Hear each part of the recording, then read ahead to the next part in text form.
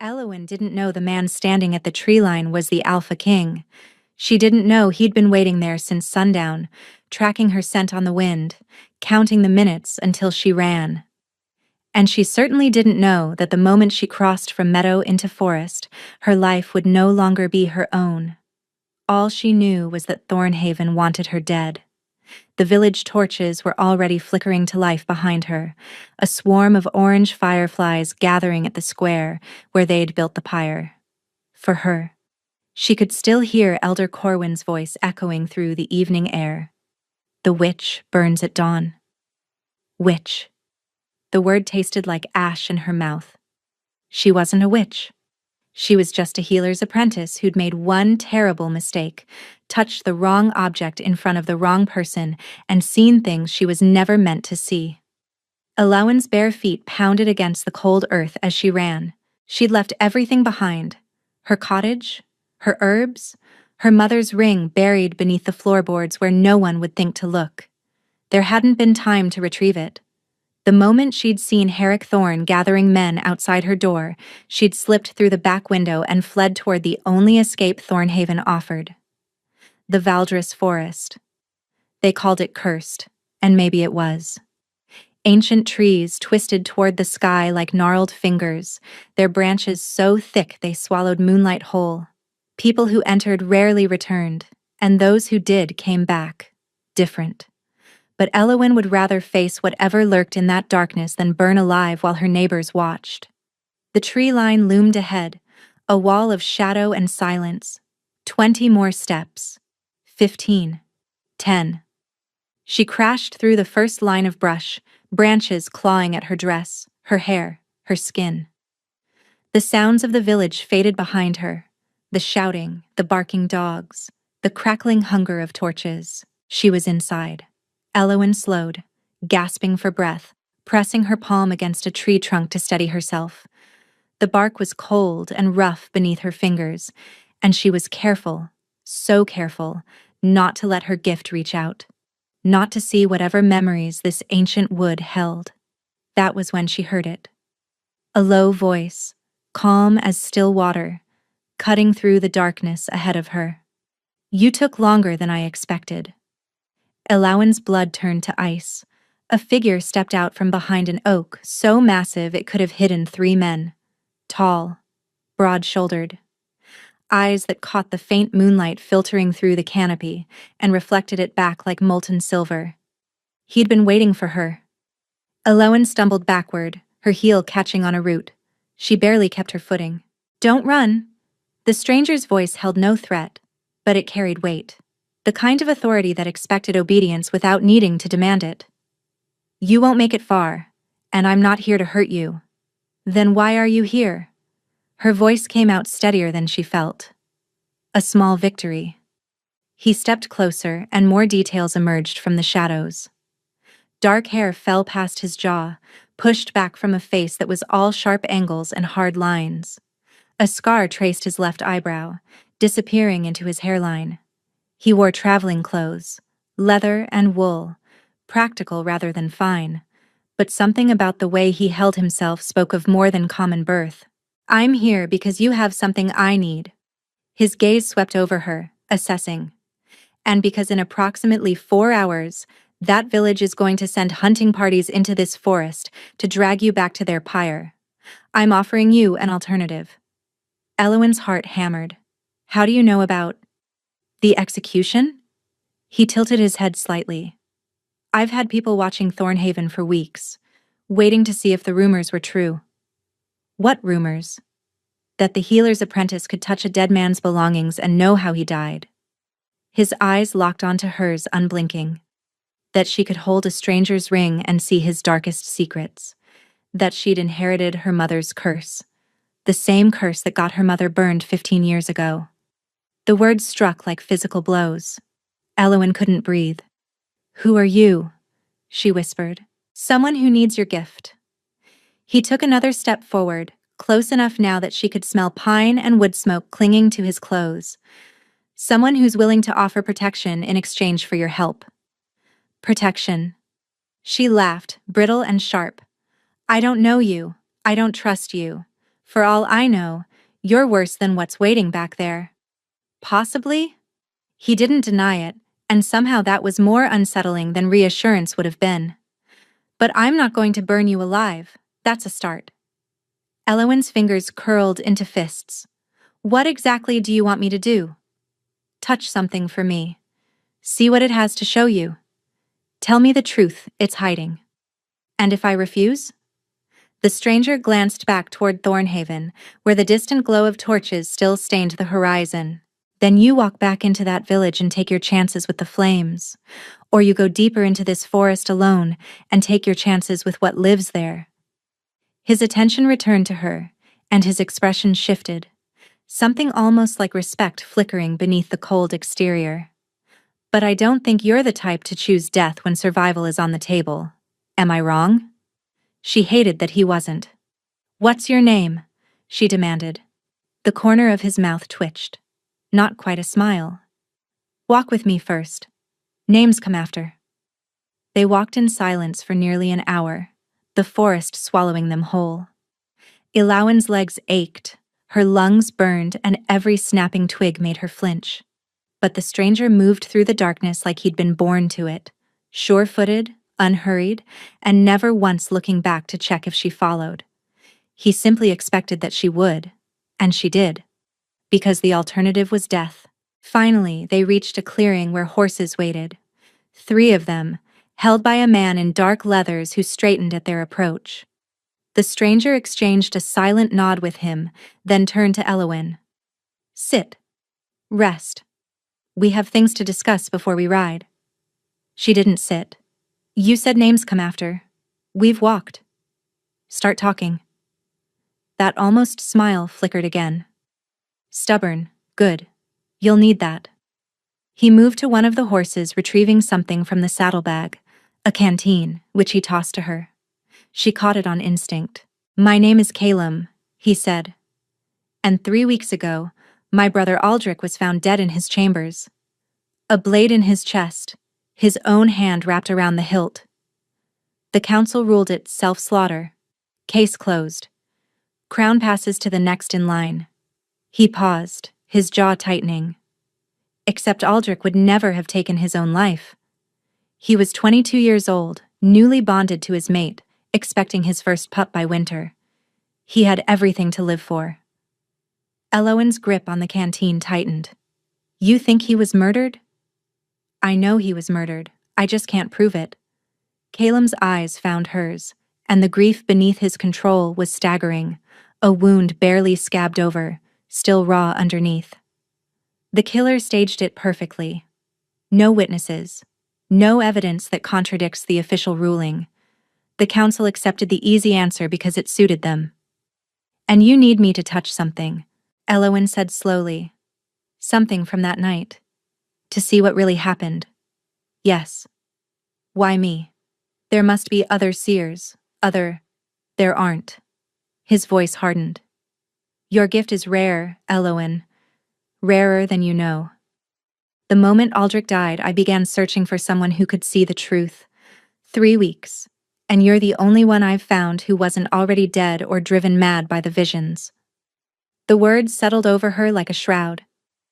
If I help you, she said carefully, what do I get in return? Protection. Permanent sanctuary in my territory where no village elder or torch-wielding mob can touch you.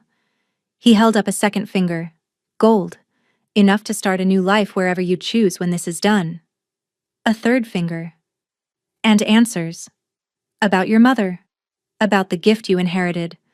About why people like us are hunted while the real monsters sit on councils and wear fine clothes. People like us. The phrase snagged in her mind. You say that like you understand, she said. I understand enough. He didn't elaborate. The question is whether you're willing to take the risk. 7 days in my court. Touch the objects from Aldrich's death. Tell me what you see. After that, you're free to go. No chains, no obligations, no debts. And if I refuse right now, then Corvin gives you supplies and points you toward the eastern road. You'll have a head start before Thornhaven's hunters pick up your trail. Calum's expression didn't change. I won't force you, Elowin. I need your gift, but I need it given freely. Coerced visions are unreliable. I learned that the hard way. She studied him, the set of his shoulders, the grief he couldn't quite hide, the way he held himself like a man accustomed to command but choosing not to wield it against her. You still haven't told me who you are, she said. Not really. Calum was quiet for a moment. I'm the Alpha King of Valdris. Aldrich was my younger brother and the only family I had left. His voice dropped, rough-edged and raw. And I'm asking for your help because I can't let his murderer sit across from me at council meetings for the rest of my life, pretending grief while wearing my brother's blood on his hands.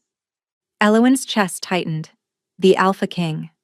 She'd heard stories, whispered tales of the young ruler who'd claimed the throne after his parents died in a border war. They said he was merciless. They said he was just. They said his enemies disappeared and his people prospered. They never mentioned the hollow look in his eyes when he spoke about his brother. 7 days, she said finally, and then I walk free. Your word on it. My word. He extended his hand. Do we have a deal? Elowin hesitated. His palm was open, waiting, and she knew the moment she touched him, she risked seeing whatever memories clung to his skin. She took his hand anyway, and felt nothing. No visions, no flood of images, just warmth and calloused fingers wrapping around hers. Calum's eyes narrowed slightly, as if he'd been waiting for something that didn't happen. Interesting, he murmured. Then he released her and turned toward the horses. We ride within the hour. Rest while you can. He glanced back, and for the first time, something almost human softened his expression. Welcome to Valdris, Elowin. The ride through the forest should have terrified her. Ancient trees pressed close on every side, their branches intertwining overhead until the moonlight became nothing more than scattered silver coins on the forest floor. Sounds echoed strangely here, owl calls that seemed to come from everywhere at once, the rustle of unseen creatures in the undergrowth, whispers that might have been wind or might have been something else entirely. But Elowin felt none of the fear she'd expected. Perhaps it was exhaustion finally dulling her senses. Perhaps it was the strange certainty that whatever lurked in these woods wouldn't touch her while she rode beside the Alpha King. Or perhaps it was the question still burning in her mind, demanding answers she didn't have. Why couldn't she read him? Her gift had never failed before. Every person she'd touched since childhood had opened like a book. Memories, emotions, and secrets spilling through her whether she wanted them or not. It was why she'd learned to be so careful, to wear gloves, to avoid contact whenever possible. But Calum's hand had given her nothing. Just silence, where there should have been noise. Around midnight, they stopped to rest the horses beside a stream. Corvin, the man who'd been waiting in the clearing, took the animals to drink while Calum built a small fire with practiced efficiency. Elowin sat on a fallen log, watching the flames catch and grow. You're wondering about earlier, Calum said without looking up. When you touched me. She stiffened. How did you... Your face. He fed another branch to the fire. You've been staring at me like I'm a puzzle with missing pieces. Most people don't block me out. No one has, actually. Ever. I'm not most people. He finally looked at her, firelight dancing in those silver eyes. And I didn't block you intentionally, it's just... something I am. Something you are, she repeated flatly. That's not an explanation. No, it isn't. He stood, brushing dirt from his knees and crossed to where she sat. Give me your hand. Elowin's pulse spiked. Why? Because I want to try something. Every instinct told her to refuse, but curiosity had always been her weakness. The same curiosity that had made her touch the magistrate's ring and see him strangling his first wife in vivid, horrifying detail. She extended her hand. Calum took it slowly, his fingers wrapping around hers. This time, he closed his eyes, and Elowin felt something shift, like a door cracking open somewhere deep inside her chest. Heat flooded through the contact. Not pain, Not visions, but something else entirely. Recognition. As if her blood knew his blood, her bones knew his bones, and her soul had been waiting for this exact moment without ever knowing what it was waiting for. She stopped breathing. Calem's eyes snapped open, silver burning bright, and she saw the same shock reflected there. "What was that?" she whispered. He released her hand like it had burned him. "A complication," he said roughly. "One we'll discuss later." He walked away before she could demand more answers, leaving her with a racing heart and the phantom warmth of his touch still tingling across her skin. They reached the Valdris stronghold at dawn. Elawan had expected a castle, cold stone, iron gates, the kind of fortress that announced power through intimidation. What she found instead stole her breath for entirely different reasons. The stronghold was built into the mountain itself, carved from black granite that glittered with veins of silver ore. Waterfalls cascaded down either side of the main structure, feeding into a river that wound through the valley below. Towers rose organically from the rock face, connected by bridges that seemed impossibly delicate from a distance, but proved solid as the mountain when they crossed them. And everywhere, there was life. Gardens terraced down the mountainside, green even in the pre-winter chill. Smoke rose from dozens of chimneys.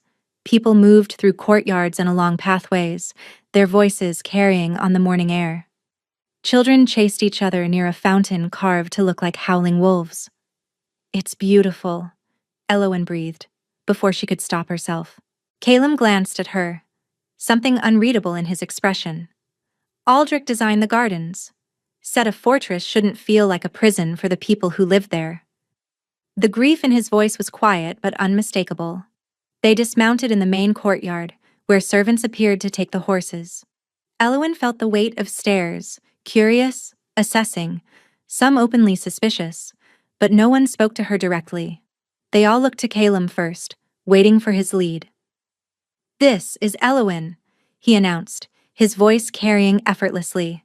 "She's my guest for the next 7 days and is to be treated with the same respect you'd show me.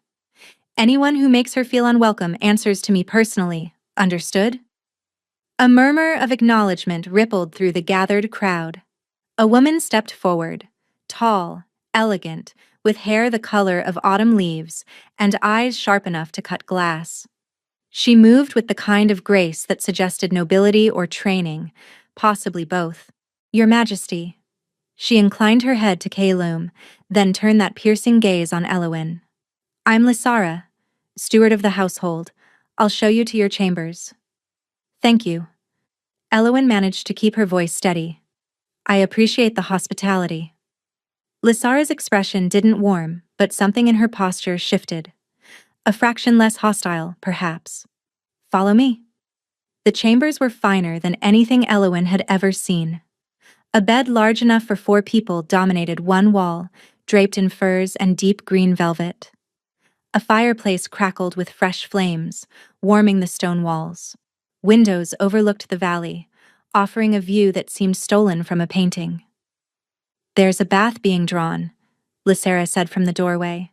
"Fresh clothes in the wardrobe. Food will arrive within the hour."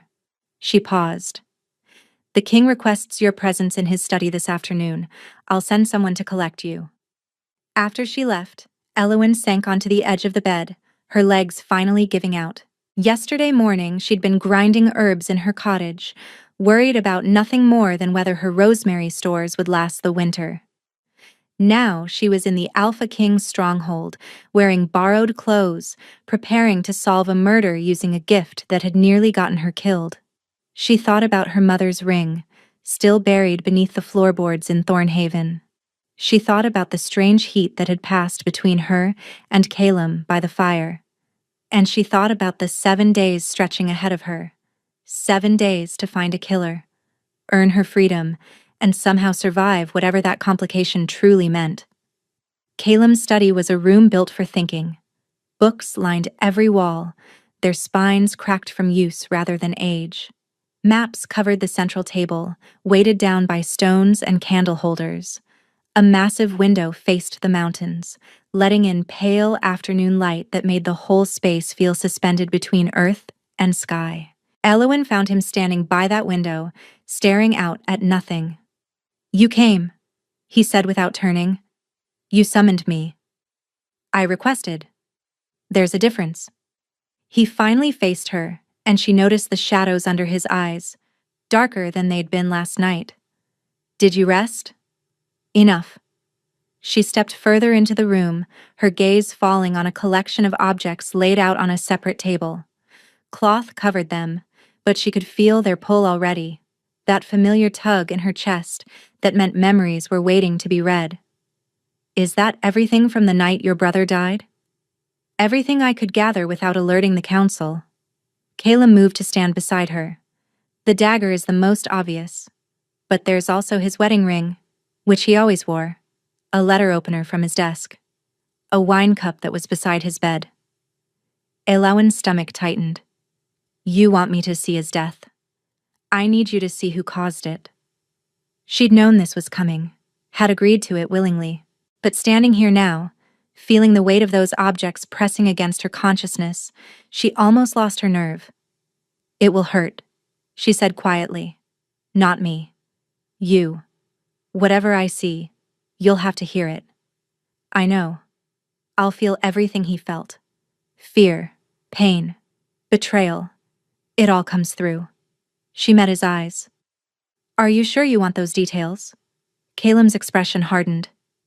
"I need the truth, more than I need comfort." Elwyn nodded slowly. Then she pulled back the cloth. The dagger was beautiful. Silver blade, bone handle carved with intricate knotwork. The kind of weapon given as a gift, not bought for practical use. She could feel its history humming beneath the surface, layer upon layer of memory waiting to unfold. "His bonding gift," Caleb said, his voice strained. "From Aldrich's mate, Maeve, she had it commissioned by the finest smith in the Northern Territories." Elwyn reached for it, then stopped. "I should start with something smaller, the wine cup. Less likely to be the murder itself, but it might show me the hours leading up to it." Caleb nodded his agreement. She picked up the cup. The vision slammed into her without warning. A bedchamber, warmly lit by candles.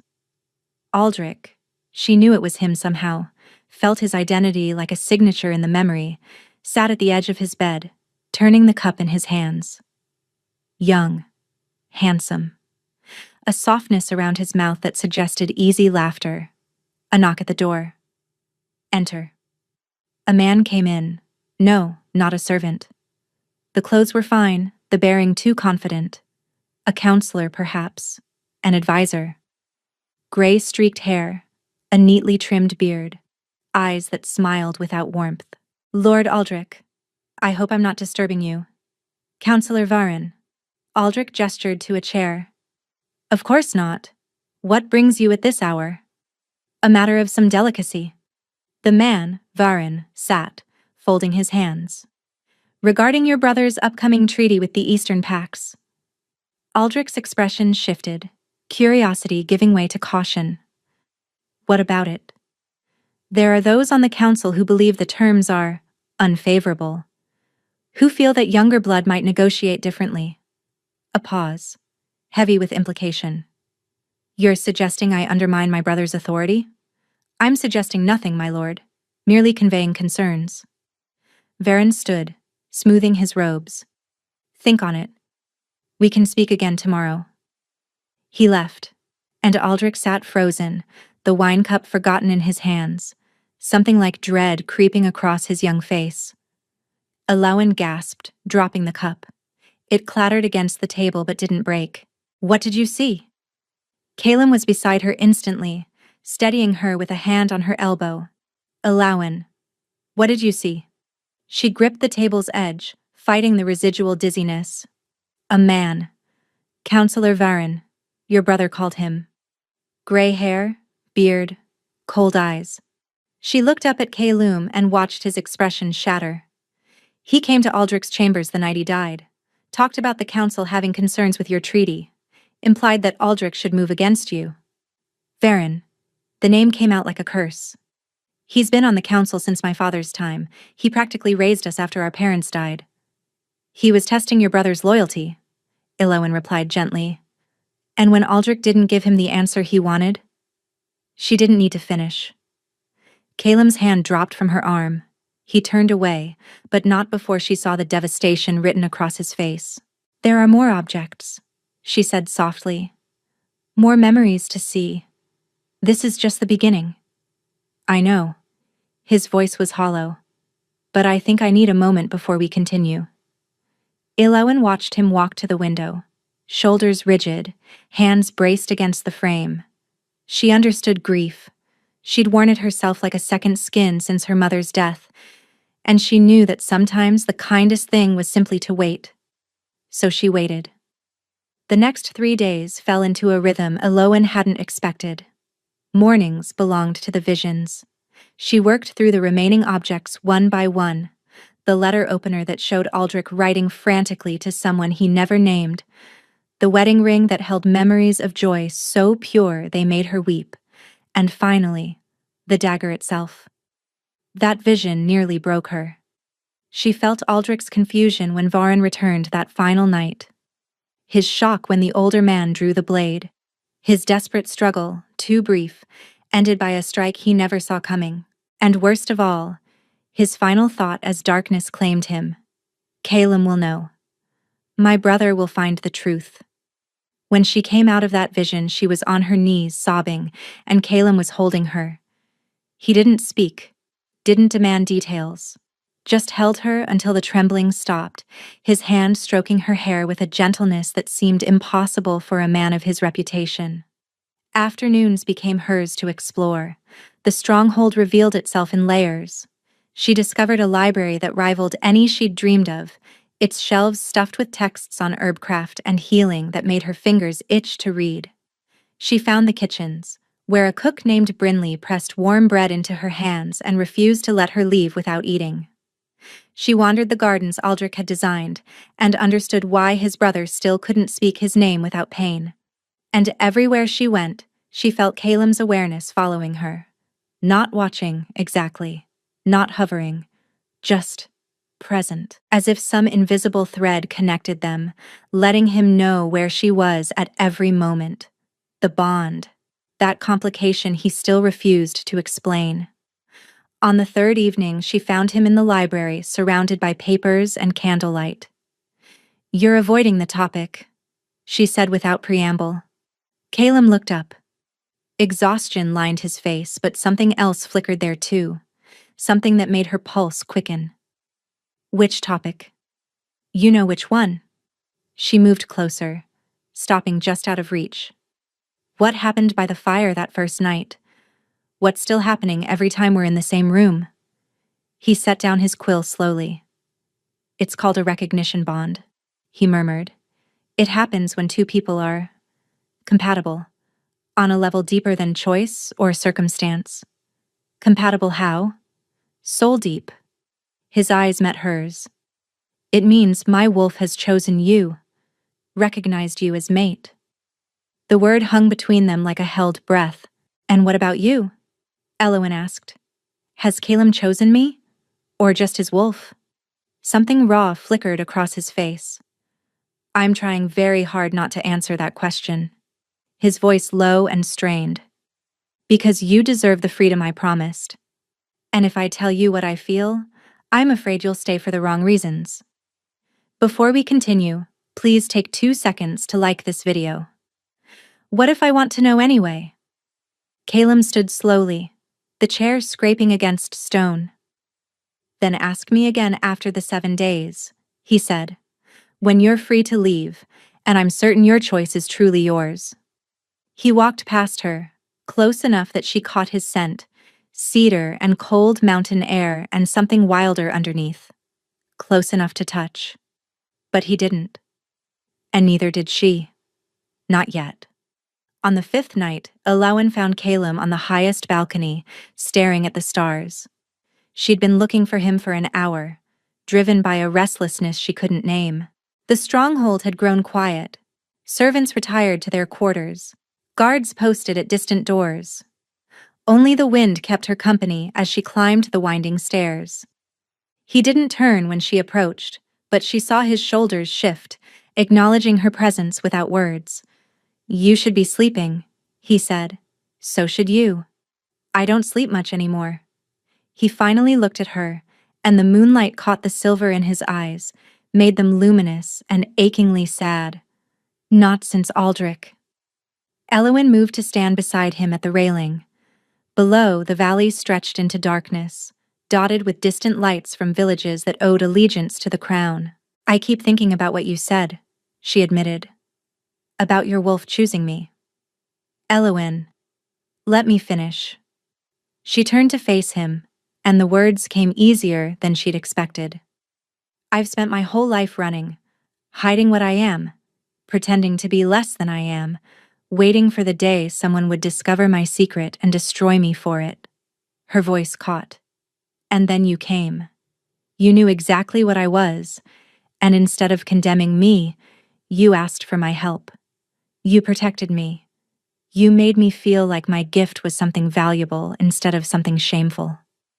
Caleb's expression shifted, vulnerability cracking through his careful control. "You are valuable," his voice thick with emotion. "Not because of what you can do, but because of who you are. The gift is just one part of you. You barely know me. I know enough."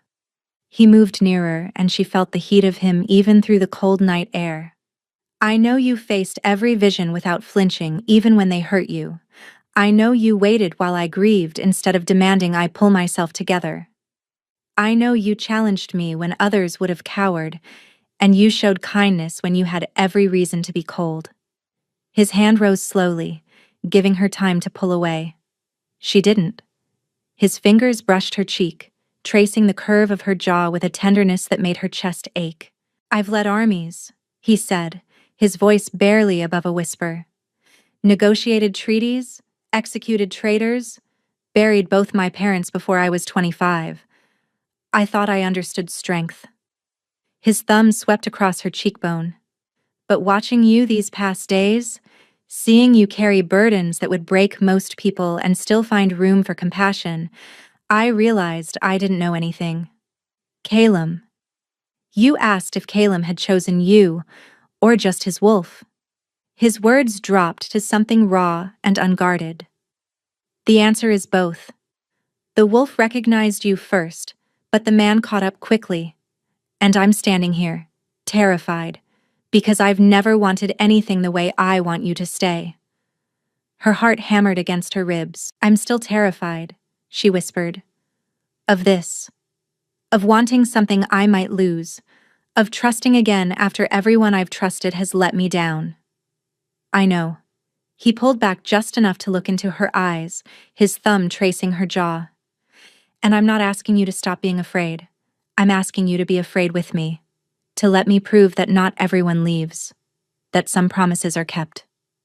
Elwyn closed her eyes.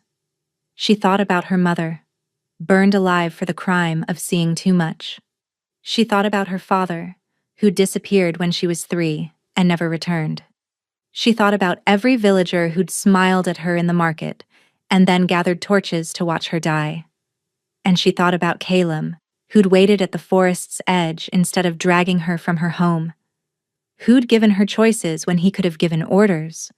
Who looked at her like she was something precious instead of something dangerous? She kissed him. It wasn't graceful or planned. She simply rose on her toes and pressed her lips to his, and the world narrowed to that single point of contact.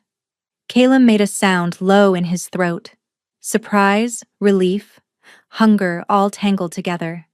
And then he was kissing her back, his hands cupping her face, his mouth moving against hers with a desperation that matched her own. The bond flared between them, that invisible thread suddenly blazing with warmth and light, and something that felt terrifyingly like coming home. When they finally broke apart, both breathing hard, Caleb brushed a strand of hair from her face. "Stay," he breathed. "Not forever, not yet. But after the 7 days. Stay and let me court you properly. Let me show you what this could be." "And if I'm not ready for forever?" Then I'll wait. His voice was steady despite the trembling in his hands. However long it takes. I'll wait. Elowin pulled back to look at him. Really look at him. The Alpha King, feared and respected across 5 territories, standing before her with his heart in his hands. Ask me again tomorrow, she said softly, after we deal with Varen, after I know we've survived whatever comes next. Is that a maybe? It's a probably. She smiled despite herself. Don't let it go to your head. The sound he made was almost a laugh. Too late. Everything shattered the next morning. Elowin woke to shouting in the corridor, voices raised in alarm, boots pounding against stone. She threw on clothes and yanked open her door to find Lysara standing there, face pale. The king needs you, Lysara said. Now. They ran. Calum was in the great hall, surrounded by guards and council members. In the center of the room, a body lay covered by a dark cloth. Blood seeped from beneath the fabric, spreading across the stone floor. What happened? Elowin pushed through the crowd. Calum's face was carved from ice. Corvin found this in my chambers an hour ago. He pulled back the cloth. Maeve, Aldrich's widow. Her throat had been cut, and clutched in her cold hand was a note written in elegant script. The seer knows too much. She dies next. Or more will follow. Elowin's stomach dropped. Varen, she breathed. He's fled. Calum's voice was controlled, but she could see the rage boiling beneath the surface. Took 6 loyal guards and disappeared before dawn. One of the kitchen servants saw them heading east toward the mountain pass. He's running. He's covering his tracks. Calum turned to her, and what she saw in his eyes made her step back instinctively. Pure, lethal fury held barely in check. Maeve must have known something, seen something. He killed her to keep her silent and left this note to terrorize us into backing down. It won't work, Elowin said firmly. No, it won't. He moved closer, his hand catching hers. But I need you to stay here, under guard, where you're protected. Absolutely not. Elowin. He killed her because I'm getting too close to the truth. She squeezed his hand hard enough to hurt. If I hide now, he wins. He gets to slaughter everyone who might expose him while I cower behind walls. And if he kills you? Calum's control cracked, anguish bleeding through. If I lose you before I've even had the chance to... He stopped, jaw clenching. You won't lose me, she replied, her voice soft but certain. But you have to let me help finish this. I can read the note. See where he's going, what he's planning. The risk is mine to take. She held his gaze. You promised me choices, Calum. This is my choice. The silence stretched between them, heavy with everything unspoken. Finally, he exhaled, a sound of surrender. Together then. His hand tightened on hers. We end this together. Elowin picked up the blood-stained note. The vision hit like a thunderclap. Varen's study. Candles burning low. Maps spread across the desk. Mountain passes, border crossings. A route marked in red ink leading toward foreign territory. Another man stood in the shadows, his face obscured, but his voice was clear. The Eastern Throne will welcome you, but you must bring proof that the Alpha King can be destabilized, proof that his line can be broken. Varen smiled, cold and certain. I've already taken his brother's mate. Soon I'll take the seer, and then Calum himself will fall. A king without heirs, without hope, without allies. The perfect puppet for whoever holds his leash. Elowin dropped the note, gasping. It's not just murder, she said, her voice shaking. It's a coup. Varen's working with someone from the Eastern Territories. They want to destabilize your reign, take control through you, or eliminate you entirely. Calum's expression went terrifyingly blank. Then we don't just catch him, he said, his tone deadly calm. We destroy everything he's built. He turned to his guards. Ready the hunting party. We ride within the hour. They caught Varen's trail at the mountain pass. 20 warriors rode with them, handpicked by Calum for loyalty and skill. Elowin rode beside him, refusing to be left behind despite every argument he'd made. The bond between them hummed with shared determination, and shared fear neither would acknowledge aloud. The pass wound through jagged peaks where snow lingered even in early autumn. Varen had chosen his escape route well: difficult terrain, multiple branching paths, and easy places for ambush. But he hadn't counted on Elowin. At every fork in the road she dismounted and touched the stones, the trees, the very air. Fragments of memory clung to everything Varen had passed: his fear, his arrogance, his conviction that he'd already won. "Left," she called out again and again. He went left. By nightfall, they'd closed the gap to less than an hour. They found Varen's camp in a shallow cave, his 6 guards posted at the entrance. The counselor himself sat by a meager fire, shoulders hunched against the cold. "Surround them," Calum ordered, his voice barely above a whisper. "No one escapes." The attack was swift and brutal. Varen's guards fought, but they were outnumbered and outmatched. Within minutes, 5 were dead, and the 6th had surrendered, begging for mercy on his knees. Varen didn't beg. He stood as Calum approached, chin raised, that cold smile still fixed on his face. "You found me faster than expected," he said calmly. "The seer's doing, I assume." "Elowin," Calum corrected, his voice deadly soft. "Her name is Elowin, and you're going to remember it when they carve it into your execution order." "Execution?" Varen laughed, and the sound echoed off the cave walls. "You won't execute me, boy. You don't have the stomach for it. I executed 3 traitors last winter. Strangers. Enemies." Varen took a step forward, and his smile turned cruel. "But I held you when you were an infant, Calum. I taught you to read, to fight, to rule. I was there when your parents died, when you buried them in the royal crypt and wept like the child you still were." His voice dropped to something almost gentle. "Can you really look me in the eye and end my life?" The silence that followed was suffocating. Then Elowin stepped forward. "He can't," her voice soft. "But the evidence can." She pulled out Varen's note, still stained with Maeve's blood. "I've seen everything," she continued. "Every memory this paper holds.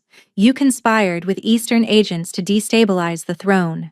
You murdered Aldrich when he refused to betray his brother. You killed Maeve when she discovered your correspondence. And you planned to murder me, and eventually Calum himself, to complete your coup." Varen's composure flickered. "Visions aren't admissible. They are when combined with physical evidence." Lysara emerged from the shadows behind them, carrying a leather satchel.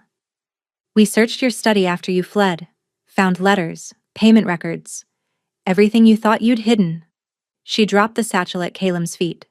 "It's over, Varen." For the first time, real fear crossed the old man's face. "The council will never believe." "The council already knows." Calum's voice was ice. "I sent riders ahead while we tracked you. By tomorrow, every territory will know what you've done." Varen lunged, not toward Calum, but toward Elowin, a hidden blade appearing in his hand, desperation making him fast despite his age. He never reached her. Calum moved like lightning, intercepting Varen mid-strike, his own blade singing free of its sheath. Steel met steel, and then Calum twisted, disarming the older man with brutal efficiency and driving him to his knees. "You don't touch her," Calum snarled, pressing the blade to Varen's throat. "You don't even look at her." Varen wheezed, blood trickling from a cut on his hand. "Just kill me then," he spat. "Make it quick. You owe me that much." "I owe you nothing." Calum sheathed his blade and stepped back. "But I won't make you a martyr. You'll stand trial. You'll confess your crimes before the council and every citizen who cared about my brother. And then you'll hang. Publicly, shamefully, with your legacy destroyed beyond repair." He turned to his guards. "Take him. Bind his hands and gag him if he speaks." His voice hardened. I don't want to hear another word from his mouth until Judgment Day. As the guards dragged Varan away, Calem turned to Elowen. She saw the aftermath of violence still burning in his eyes, the rage, the grief, and the terrible satisfaction of justice finally within reach. But beneath it all, she saw something else. Relief. It's over, she murmured. Almost. He reached for her, his hand cupping her cheek. There's still one thing left. What's that? Keeping my promise. His thumb brushed her jawline. Letting you choose what happens next. The trial lasted 3 days. Varan confessed nothing willingly, but the evidence spoke louder than his denials. Letters in his own handwriting. Testimony from servants who'd seen too much and feared too greatly to speak until now. And Elowen's visions, presented through detailed testimony that left the council pale and shaken. On the 3rd day, they found him guilty on all counts. He hanged at dawn on the 4th day. Elowen didn't attend. She'd seen enough of Varan's cruelty through borrowed memories. She didn't need to watch him die.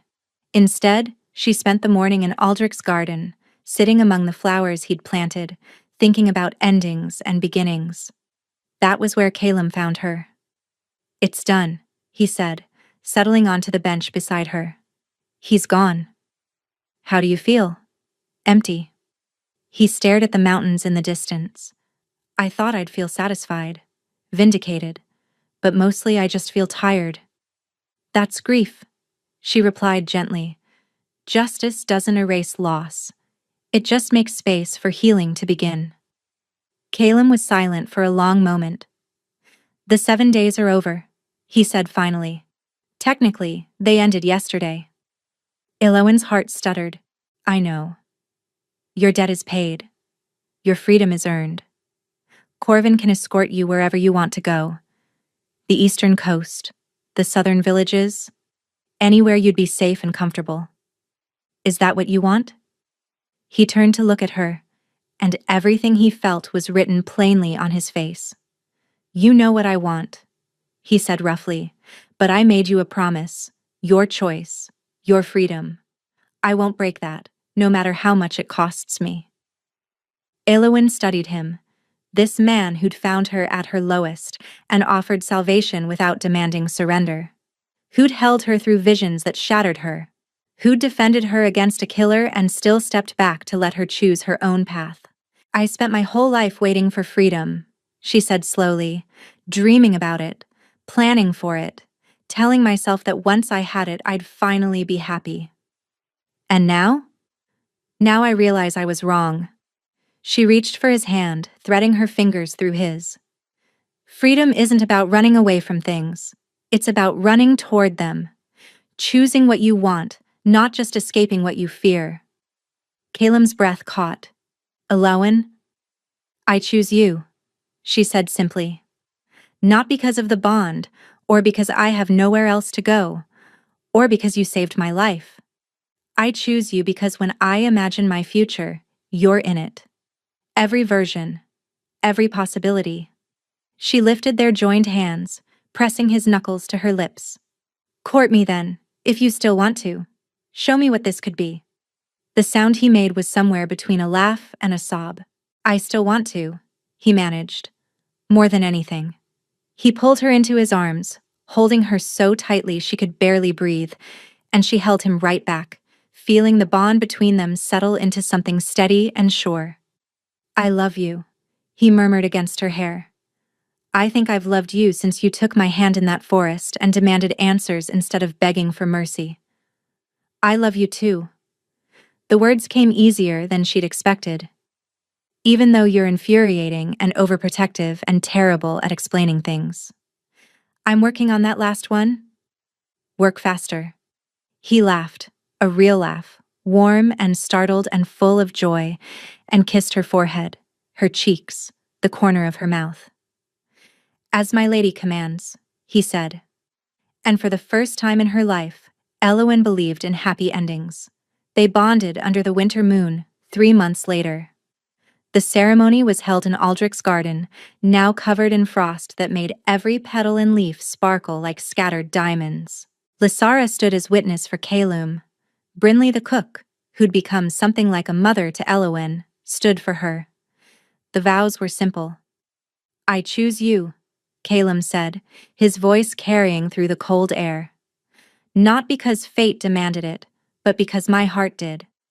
I promise to protect you, to honor you, to stand beside you in darkness and light, for as long as we both shall live." "I choose you," Elowyn echoed, tears freezing on her cheeks. "Not because I had nowhere else to go, but because there's nowhere else I'd rather be. I promise to trust you, to challenge you, to love you even when you're being impossible, for as long as we both shall live." The bond sealed between them with a warmth that defied the winter cold. Not chains, but roots, intertwining and growing deeper with every passing moment. Calum kissed her, soft and reverent, and the assembled crowd erupted in cheers. The celebration lasted until dawn. There was music, dancing, and endless food. Lysera actually smiled, twice. And Corvin got spectacularly drunk and told anyone who'd listen about how he'd known from the start that they were meant for each other. Later, much later, they retreated to their chambers, a room that had been hers but was now theirs, filled with books and herbs and the furs Calum had insisted on adding because he worried about her getting cold. He loved her slowly that night, worshipping every inch of her skin with his hands and mouth, whispering promises against her pulse points until she shattered in his arms. And when she returned the favor, mapping his scars with her fingertips and telling him he was beautiful, he came undone so completely that she knew she'd remember this moment forever.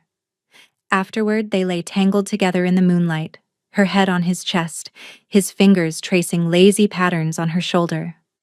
"Tell me something," he said quietly. "Something I don't know."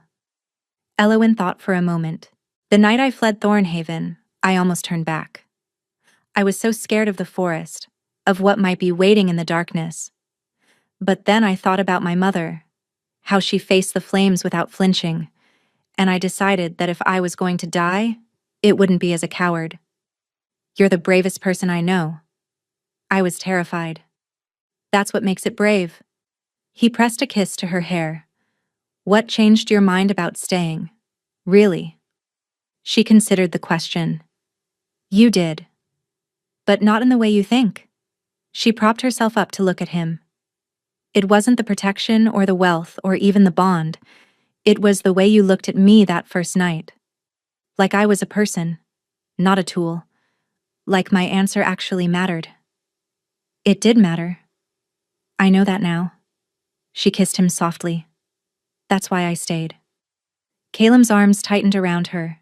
"I spent weeks searching for someone who could help me find justice for Aldrich," he said. "I never expected to find you.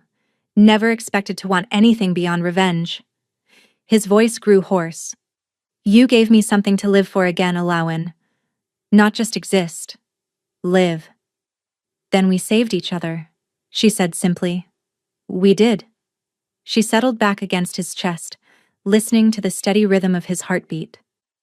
Outside, snow began to fall, blanketing the stronghold in white silence. Inside, wrapped in warmth and love, Elowyn finally understood what home meant. It wasn't a place. It was a person. And she'd run straight into his arms. Where are you listening from? Let's meet in the comments. I love hearing your thoughts. And if you'd like to support me, please subscribe. It's free, and it helps more people hear these stories.